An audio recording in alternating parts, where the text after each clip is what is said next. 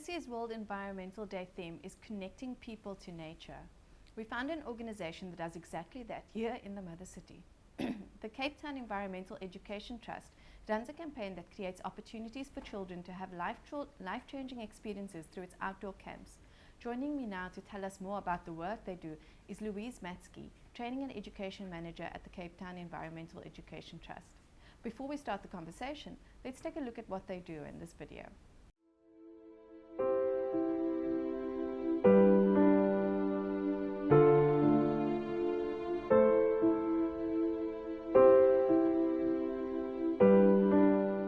The Cape Town Environmental Educational Trust, known as CETEAT, was formed in 2001.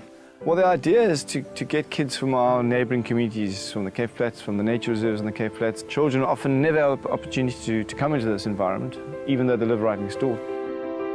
Generally, the communities we're working with are coming from really poor backgrounds. We take children out into the natural veld. We show them the wetlands, the birds, the animals, the odd hippo. When the kids arrive, we will do a little meet and greet and then departure to bush camp. We can see all the smiles on these faces and we can see the excitement that fills these kids' eyes. It's a 10-minute walk through Strandveld. The children get a feeling of actually being out in the wilderness. For their first time at bush camp, it was the wow factor experience.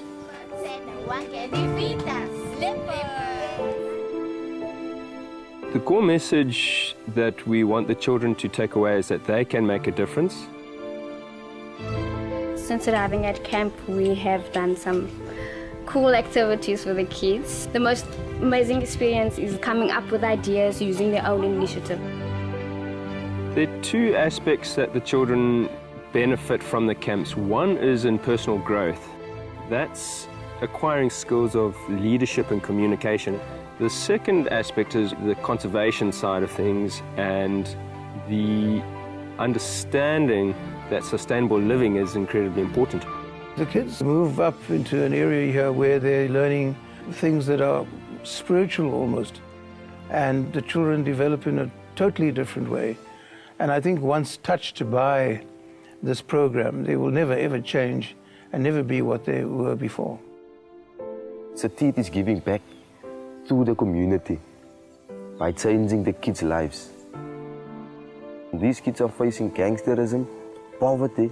Some of them are still facing hunger, going to bed at night hungry with nothing to eat.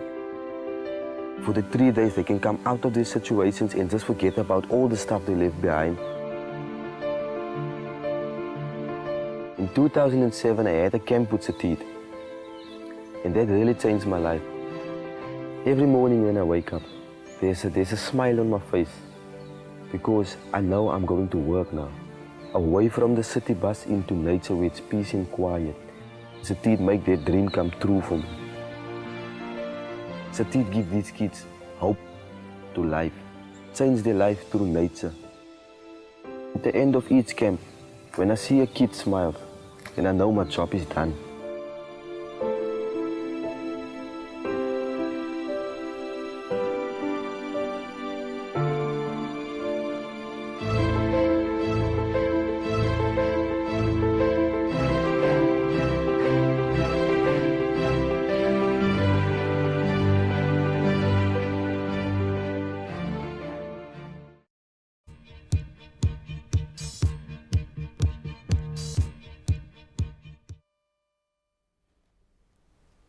Welcome back. As we mentioned before, we're joined by Louise Matschke, and we're going to be talking about the environment. Then, Louise, tell us, the theme for World Environment Day is Connect with Nature. Why is it important for us to connect with nature? There's so many health benefits related to just being out in nature, but I think there's a general problem that's becoming bigger and bigger, which is called nature deficit disorder. And the only kind of cure for that is to be out in nature, and we call it vitamin N. Okay. So, yeah. That's lovely. There seems to be, so it's interesting that you mentioned that, because there seems to be a disconnect that people feel towards nature. I mean, there are hiking clubs and so forth, but do you think this is largely due to urbanization, to people living in cities? I think it's definitely a contributing factor to people living in cities not having access to certain areas.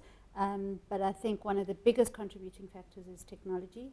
So there is stats now that kids, especially in big urban areas, spend more than 50 hours a week on any type of device, a tablet, a cell phone, PlayStation, whatever. And they're not actually getting outside for whatever reasons, if it's parents concerned about safety or just that they don't have access to a park to go and play in or somewhere safe to go and be outside. Yeah.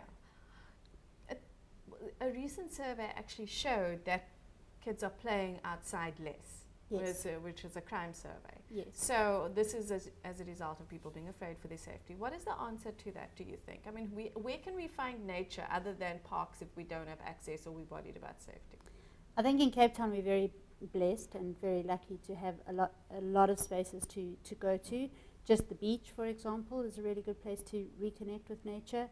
There's a lot of spaces, the wetlands, some of the nature reserves, and then obviously areas around the mountains, which you can just go and walk along the stream or go walk around the Vlei, have a picnic next to the Vlei. Some of them do have entrance fees, but there is a lot that is also for free, and along really major routes as well, so it's easy access. And what are some of the health benefits? One of the major things is that they're linking this disconnect with nature with obesity, especially in younger children and, well, children in general. So one of the things about getting outside is obviously being a little bit more active. Yes. One of the other things is it creates a lot of creativity, and kids take a lot more initiative and they have a lot more imagination when they get to play outside instead of just watching TV all day or playing PlayStation. It kind of limits that. Yes. So there's those kind of health benefits as well, which they've researched and found is actually, creativity, innovation, and reduced obesity and stress levels.